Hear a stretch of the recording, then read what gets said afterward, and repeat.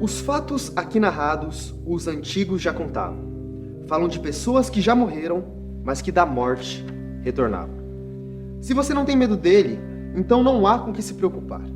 Vá no matão no final da tarde e o chame para prosear. Feio, seco, zarolho e sujo. Do meio do mato ele aparece, cambaleando. Assusta a todos. A sua presença o ar apodrece. Muito boa noite, eu sou Matheus Luiz, serei seu anfitrião do Café com Terror. E hoje estou aqui com ele, escritor aqui do Vale do Paraíba, que é amante do mistério e do sobrenatural, Maurício Pereira. Boa noite a todos, é um prazer estar aqui com vocês, falar um pouquinho do nosso folclore. E aí, Maurício, como é que você tá? Tudo bem? Tudo certo? Ansioso para essa noite? Tudo certinho, tudo tranquilo. Então, a gente viu que você tem um Instagram dedicado ao sobrenatural, à cultura do folclore e posta conteúdo assim. E aí surge a dúvida: de onde veio a sua paixão pelo misterioso, pelo desconhecido? Então, eu sou natural de Taubaté, eu nasci em Taubaté, mas minha família é toda de Redenção da Serra, Atividade da Serra, aquela região ali, né? E eu morei, praticamente até os 6, 7 anos de idade, eu morei na roça mesmo, na fazenda. E eu cresci ouvindo histórias do meu pai contar histórias de assombração, meus tios contaram histórias de assombração, os amigos do meu pai. Então eu acho que foi uma coisa natural eu gostar dessas histórias. Depois eu comecei lendo muita história em quadrinhos, e depois eu comecei história de quadrinho de terror, história de quadrinho de super-herói, enfim. Depois os clássicos de terror também. Então eu acho que veio do meu pai. Eu acho que eu herdei isso do meu pai, de gostar de história. Meu pai adorava história de assombração, de disco voador, enfim, essa temática de mistério, de suspense, assim. Então eu acho que eu herdei dele isso aí. E você vai passando essa paixão para os seus filhos e para as pessoas? Então, justamente isso aí. Eu comecei na literatura meio sem querer. Eu costumo dizer que foi meio sem querer. Por quê? Em 2005, assim, meu pai já era de idade, porque meu pai é o caçula de 8. Eu também sou caçula de 8, então você tem ideia. Os meus sobrinhos e tudo mais ou menos da mesma idade que eu, né? Então, meu pai já estava de idade. Eu falei assim, eu não era casado, não tinha filho ainda. Eu falei assim, se eu não... Vou ter que escrever essas histórias, porque se eu ficar confiando só na minha mente, eu vou acabar esquecendo essa história, não vou saber essa história para contar para meu filho. E o meu pai começou a me contar as histórias, eu comecei a escrever todas as histórias. Aí em 2006 eu fui fazer uma pós-graduação em São Paulo, e onde eu vou, eu ando contando história, o pessoal sabia que eu tinha as minhas histórias de assombração, que eu contava as histórias de assombração do meu pai. Aí o pessoal falou assim, no projeto final da especialização em design gráfico, né, o pessoal falou assim, faz um livro. Eu falei, mentira. Eu falei, não, vou fazer livro. Não, eu já tenho as histórias. Eu estava pensando em fazer alguma coisa sobre stickers, sobre cartaz, alguma coisa nesse sentido.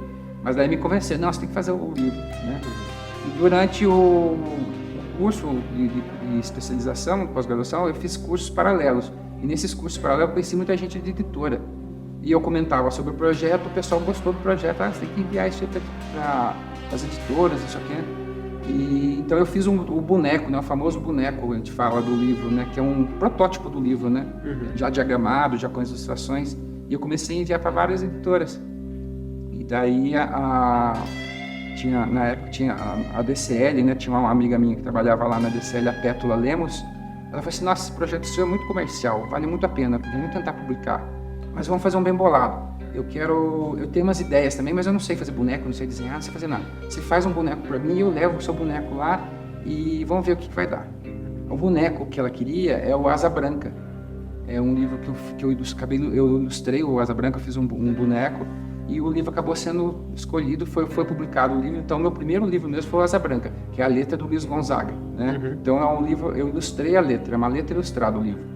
E na sequência saiu Contos de Assombração. No projeto é O Lado Escuro da Serra, seria o título. Mas aí mudaram o nome para ficar um pouco mais comercial, ficou o Contos de Assombração, que foi o meu primeiro livro. E todo baseado nas histórias que meu pai me contava. Que legal! Então você começou a escrever e já entrou nessa carreira. Você não escrevia antes? Ou já tinha esse costume? Desde criança eu sempre gostei de escrever. A minha praia nunca era matemática, né? Minha praia era português, história, geografia. Então eu já tinha essa tendência de arte, de desenhar também, desenhava desde pequeno. Então acho que foi encaminhando, as coisas foram meio que encaminhando. E aí as histórias, eu quis escrever essas histórias do meu pai justamente para guardar para o meu filho. E de fato o meu pai não conheceu meu filho. Hoje meu filho vai fazer 10 anos agora em novembro. Mas assim, então essas histórias que eram para guardar para o meu filho, acabaram guardando as histórias para filho de milhares de milhões, talvez, de brasileiros. Por quê? Porque esse livro que eu fiz, o Contos de Assombração, eu não sabia, mas a editora acabou escrevendo no programa do PNB, no governo, em 2010, em 2009, né? Em 2010 ele foi escolhido pelo governo federal e distribuído em todas as escolas públicas do país. Sei lá, foi uma tiragem de 60 mil livros, mais ou menos. Então acabou que o livro foi, que era só com meu filho. Acabou fazendo sucesso aí. Que legal. E você que tem essa paixão pelos contos, pelo folclore, pelo sobrenatural, você já passou por alguma experiência, assim, ou por algo que você julgou como inexplicável, que você ainda não conseguiu decifrar? Olha, eu tive umas 3 experiências, assim, que eu não sei. Ah, é assombração? Não sei. Pode ser que seja assombração. Uma vez eu fui para a Natividade da Serra, eu e meus 3 sobrinhos. Eu falei, os meus sobrinhos da mesma idade que eu. E nós ficamos lá até uma madrugada e na volta, sei lá, devia ter umas 3 da manhã assim, eu lembro que tinha um fusquinha, a gente voltando do Fusca na atividade lá. E daí tem um lugar lá que tem um lixão, tinha, né, um lixão do lado da estrada, assim, do lado esquerdo. E do outro lado era um matão. Aí quando a gente tava voltando, uma noite escura, não tinha lua, acho que era lua nova, tava escuro. E um galho de uma árvore do mato assim, tava como se estivesse em brasa, sabe? E em cima desse galho parecia que tinha uma coruja grande sentada assim. E nós 4 vimos. Agora, o que era, não sei, lógico que a gente acelerou, não fica pra ver o que era não, mas era uma coisa estranha que a gente viu. Então, não sei, essa foi uma coisa que eu vi. Eu vi e não vi sozinho, né? Eu acredito que as histórias que meu pai me contava, que meus tios me contavam, todas eram contadas como verídica.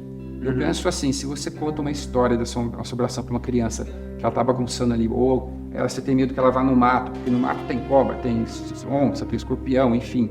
Se ela pode se perder, se machucar, você quer pôr medo na criança para ela não ir no mato. A partir do momento que você cresce e seu pai conta a história, continua contando as histórias como verídicas, alguma coisa ele viu, entendeu? Então, agora, se é assombração ou não, daí é um outro caso. E os outros 2 casos que você passou?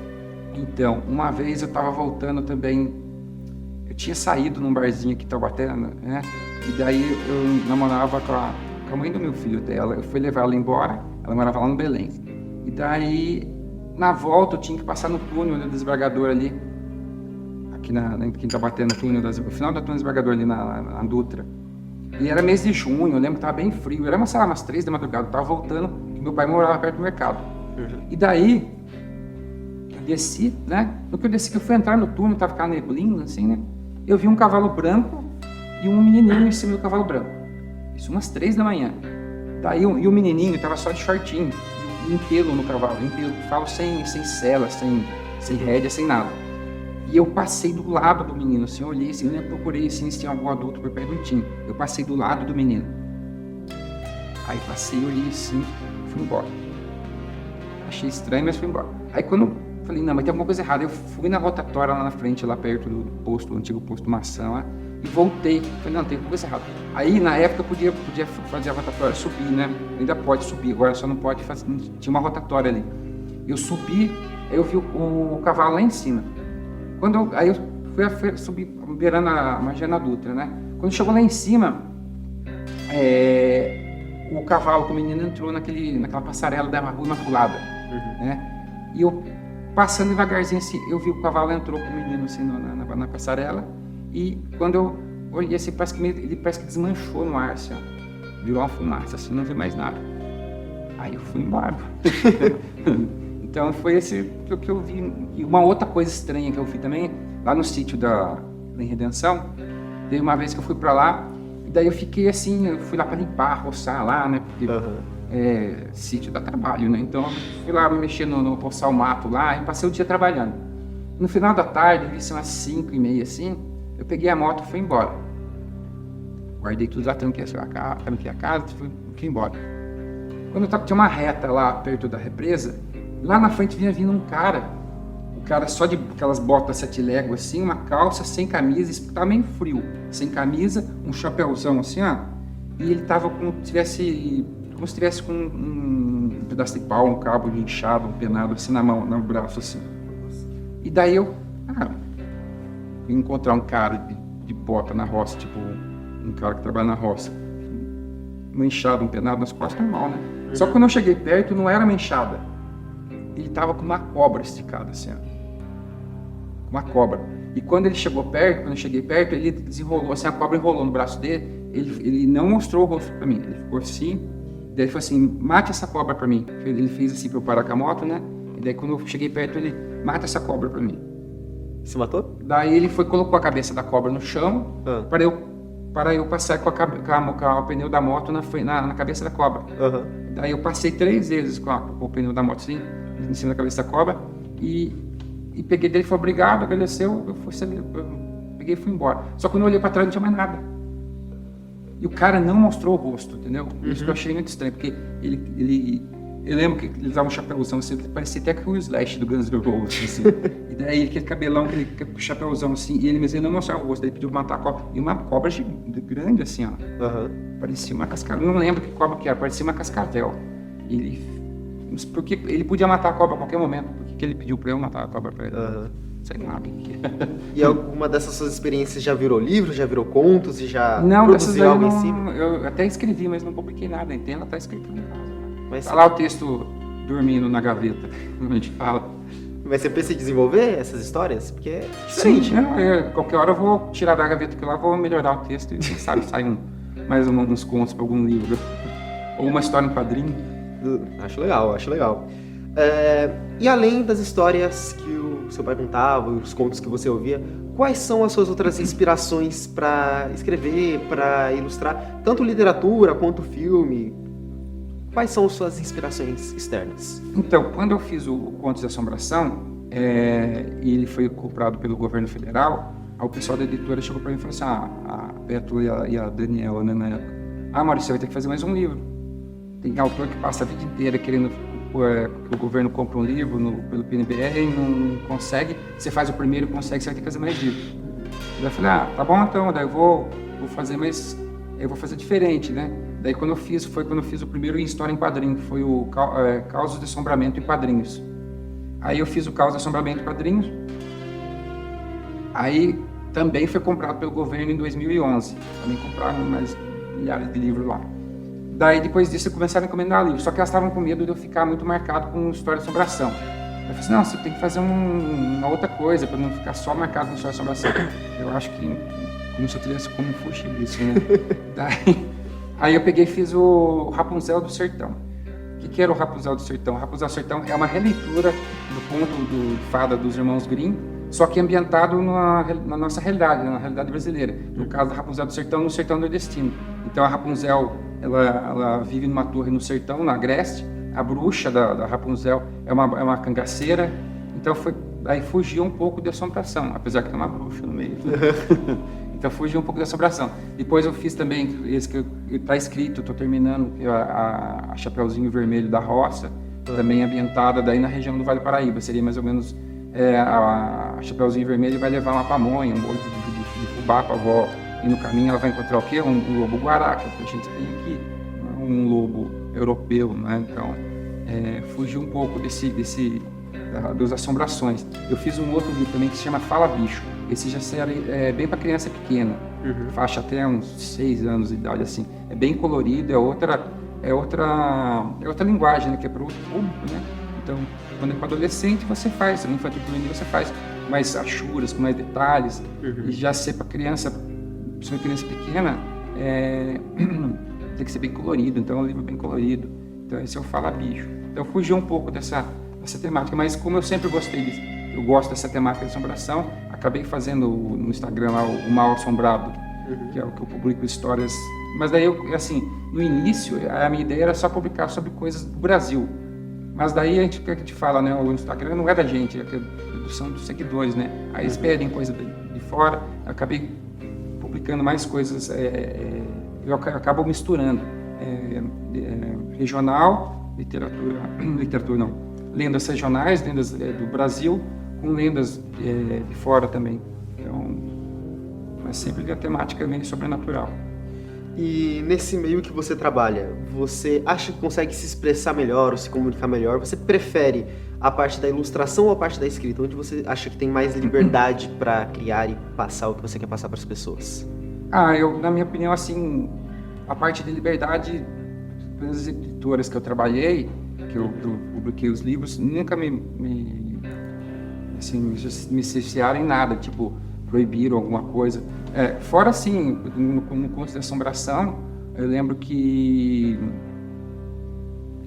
apesar de quando o seu texto está aprovado, eles passam por uma leitura crítica, né? Falam, tem um leitor crítico, que é um cara que ganha para analisar friamente aquele texto. Eu lembro quando voltou o meu texto do leitor crítico, eu falei, nossa, vou estar cortar os pulsos. Não.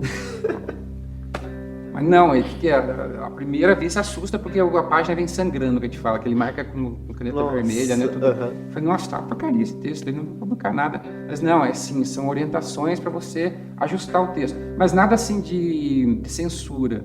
A única coisa que eles falaram, para nos dizer que não teve nenhuma censura, tipo, como eu conto causos regionais, coisa da roça, o pessoal da roça fuma cigarro de palha. Daí eles pediram, por causa da faixa etária do público, né, não usar o cigarro. Então, das ilustrações que eu fiz, tirar o cara que estava fumando. Então, fora isso. E uma outra que eu lembro que foi uma coisa que eles pediram para mudar, é que tinha uma história que tinha um cachorro que pegava uma criança mal criada e soltava no meio do espinho. Aí eu tinha feito um cachorro segura com a criança na boca, levando no espinho. Aí eles acharam que estava muito violento. Só que para a ilustração tinha que conversar com o texto, certo? Eu tinha que ter o cachorro, tinha que ter a criança e tinha que ter o espinho. Aí o que eu fiz? Eu tirei a criança da boca do cachorro, deixei o cachorro ali, o espinho, e só uma mãozinha no meio do espinho. Então, fora isso, eu nunca tive problema de... Então é adequar só. Entendi. Então, Maurício, o papo tá muito bom, o assunto tá muito gostoso, mas vamos puxar um breve intervalo, rapidinho, de um minutinho, e nós já voltamos pro nosso segundo bloco, com a ilustre presença do Maurício Pereira. Café com Terror é um oferecimento de...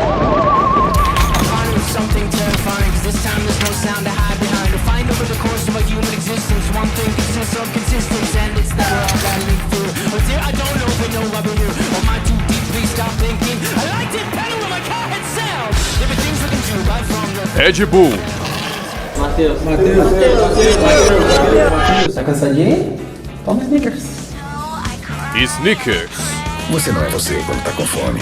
Snickers, uma barra de chocolate amendoim e caramelo que mata sua fome. E a produtora responsável pelo curta-metragem Homem-Aranha Nunca Mais, Clube do Café Produções.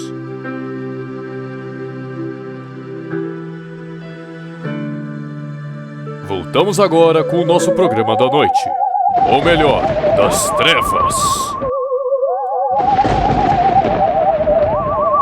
Muito boa noite, querido telespectador. Voltamos aqui para o nosso segundo bloco do Café com Terror, com a nossa ilustre presença do Maurício Pereira. E nós vamos fazer algumas dinâmicas para tornar tudo um pouquinho mais interativo. Vou começar aqui. Eu tenho 5 papéis, 5 folhetinhos, e cada um deles tem uma premissa de uma história diferente. O que vai acontecer? O nosso convidado vai escolher um número de 1 a 5, eu vou ler a premissa da história e ele vai dar uma perspectiva de como ele contaria essa história. Ele vai desenvolver um pouco a nossa pequena trama, a nossa pequena sinopse. Tudo bem? Pode falar um número de 1 a 5. 3. 3. Vamos lá. Aí tem muito papel. Vamos lá. Meu bichinho de estimação. Um homem acorda no meio da madrugada com os sons de latido de seu cachorro pedido para entrar em casa. Ele vai até a porta e abre para o animal, que entra. Após isso, o homem vai se deitar e, em um lapso de calmaria, o homem começa a ouvir rosnados pela casa e se lembra que ele nunca teve um cachorro. Como você desenvolveria essa premissa? Eu acho que teria que ser partir usando a narrativa em primeira pessoa e talvez ele lembrando que não tem um cachorro, mas assim, ele pensando no cachorro, uma coisa de de raiva, talvez com medo de animal, porque se ele não tem um cachorro, talvez ele não teria medo de ter o animal, e talvez ele simular uma situação que ele fosse mordido, fosse agredido pelo animal, e depois trabalhar essa parte. Depois, no final de tudo, se ele acorda e vê que foi tudo um pesadelo. Como se fosse a manifestação do medo dele. É, a manifestação do medo dele. Gostei. Bom, mais uma? Vamos. Um número de 1 a 5, exceto o 3. Pega um, então. 1. O mistério do acidente. Uma mãe e uma filha estão voltando de bicicleta por uma estrada e se deparam com um acidente de carro. Ao se aproximar para verificar a situação, elas encontram marcas de garrafas e marcas que se assemelham de uma pessoa sendo arrastada para dentro da floresta. O que aconteceria a seguir? Aí já seria um outro tipo, um terror mais... marcas de no chão com sangue, com um terror mais gore, assim. Talvez elas fossem... ela não teria coragem de ir por causa que ele está com a filha. Talvez ela fosse chamar alguém e se alguém viesse investigar e, sei lá, encontrasse um carro caído, um cadáver, alguma coisa assim, fosse investigar sobre esse cadáver e... Bom, não sei, eu acho que no caso teria que fugir da mulher e da criança, porque a mãe iria proteger a filha e não iria investigar, ia chamar o marido ou alguém para tentar acudir, ver o que aconteceu, e depois no final achar um cadáver, alguma coisa assim. Não seria um terror muito Sobrenatural, seria algo mais... Seria uma coisa mais de serial killer, sei lá, eu descobri ir por esse lado e depois tinha um assassino solto na mata, alguma coisa assim nesse sentido. Entendi. Um terror mais da realidade. É. Ok. Mais um número? Eu 4. O 4. 4. Meu amigo Lúcio. Bernardo tem uma linda amizade com Lúcio, um garoto com habilidades extraordinárias e que sempre o leva para diversas aventuras. E o mais intrigante é que nenhuma das outras pessoas consegue ver o Lúcio, embora tudo o que ele faça tenha consequências na realidade. Esse Bernardo seria uma criança, o protagonista seria uma criança também? Aqui não especifica, mas como é um garoto, pode supor que seja criança, jovem. Talvez trabalhar alguma coisa no sentido que as crianças têm o tal do amigo imaginário, né? Ele conversar com esse... Não aparecer a figura do menino na história, ele só descreve como é, mas não cita o menino como se fisicamente, e no fim ele conta, fala várias histórias, fala várias coisas que ele fez, e só no final deixar claro que o menino existe, que era um amigo imaginário. Ou seja, trabalhar toda a trama, deixando com o suspense se o menino existe ou não existe, e no final dizer que o menino não existe, ou que era um amigo dele que morreu, e ele lembra de um amigo dele, alguma coisa nesse sentido. Aí acho que trabalharia E você acha que nessa história puxaria para um terror sobrenatural para ficar a ambiguidade se o garoto era só a imaginação dele ou se de fato era um ser místico? Ou você acha que ia trabalhar mais no lance do psicológico de como ele reage a uma pessoa que não existe? Você acha que iria para qual vertente? Então, eu acho que no caso eu trabalharia como se fosse ele tivesse perdido um amiguinho. Entendi. E ele acha que o amiguinho está ali. Certo. Então mas isso só ficaria claro no final da história. No final da história você vai descobrir que aquele amiguinho dele na verdade não existe. O amiguinho dele morreu. Entendi. Talvez ele conversasse com o espírito, com a alma do amiguinho dele, alguma coisa nesse sentido. Mas daí teria que trabalhar esse meio. Ok. Vou puxar um questionamento aqui entre as nossas dinâmicas, que é sobre o curta, porque para quem não sabe, os alunos de produção audiovisual da Unital, nós estamos com um projeto integrado de curso de executar histórias, contos de escritores do Vale do Paraíba em formato de curta para o final do semestre. E um dos seus contos foi selecionado para ter essa contação da história. Como é que você se sente com relação a isso, tanto no sentido dele estar se materializando no meio audiovisual, quanto nele ser contado na visão, na perspectiva de outra pessoa? É muito legal, principalmente porque o personagem que foi escolhido foi do Corpo Seco, né? E o Corpo Seco é um dos personagens que eu mais gosto, assim, do folclore nacional, é o Corpo Seco. Hoje em dia, pelo que eu fiquei sabendo esses dias, deve até ter briga de cidades, municípios aí. O Corpo Seco é nosso, o Corpo Seco é não sei de onde está o município. Eu acho que o Corpo Seco é meio Vale Paraibano, apesar de ter algumas histórias do Corpo Seco no norte do Paraná e sul de Minas e aqui sul do Rio de Janeiro. O Corpo Seco tem muita história do Corpo Seco aqui no Vale do Paraíba. Então eu acho que é bem legal. O Corpo Seco, quando eu escrevi esse livro do Corpo Seco não era tão famoso. Agora ele já tá meio pop já, por causa da Cidade Invisível lá, ele já ficou famosinho. Então eu acho bem legal essa visão que é uma outra leitura do Corpo Seco. Você tá ansioso para ver o que eles vão Sim, fazer com claro. essa história? Muito legal. E para finalizar, nós vamos fazer um bate-bola, um jogo rápido, que é a nossa última dinâmica, que eu vou fazer algumas perguntinhas bem simples e você responde com a primeira coisa que vier na sua cabeça. Pode ser a ver com terror, pode não. Sinta-se livre, mais da sua personalidade, para saber um pouco mais, né? Uma música. Mistério da Meia-Noite. Algum motivo especial? Não, porque tem a ver com o tema, né? Que tem a ver com tempo. Uma figura histórica. Monteiro Lobato. Por causa do Vale, da região. Eu guardo a região das histórias. Participou muito da sua infância. Muito legal. Um lugar. Redenção da Serra. Sítio, roça. Bate muito com o clima, né? Bate, nossa. Muito gostoso. Todos os seus curtas você gosta de abordar um pouco? Todos os seus contos você gosta de abordar um pouco? Algo mais interior, mais assim? No caso das histórias de assombração que eu conto, são coisas de roça, geralmente de roça, né? A não ser as do blog, né? Do Instagram, daí já foge um pouco.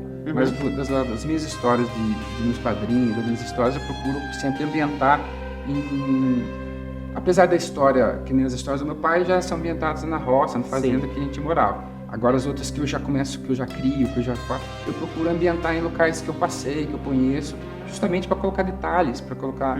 Então, é nesse sentido. Então as histórias se passam lá, mas pela afetividade, não a afetividade pelo contrário. Entendi, muito legal. Um monumento histórico? Monumento histórico? O que me vem à cabeça agora é um monumento lá da Redenção também, que tem um monumento feito sobre a libertação dos escravos, né? Que a Redenção da Serra foi a primeira cidade paulista a libertar os escravos. Então lá tem uma estátua lá bem legal lá na frente lá. Eu não lembro quem foi que fez, o nome do autor, mas é uma estátua bem bacana. Entendi, muito legal. Então, esse foi o nosso programa Café com Terror da noite, com o nosso convidado mais especial, Maurício Pereira. Foi muito bom essa participação aqui, muito legal saber dessas histórias, saber dos seus projetos, saber dos seus trabalhos. Muito legal. Quer dar algum agradecimento? Mas foi um prazer participar aqui com vocês e vamos aguardar o nosso Corpo Seco. Vamos aguardar, eu agradeço. E para você, nosso querido telespectador dos confins do nosso universo misterioso, uma noite assombrada.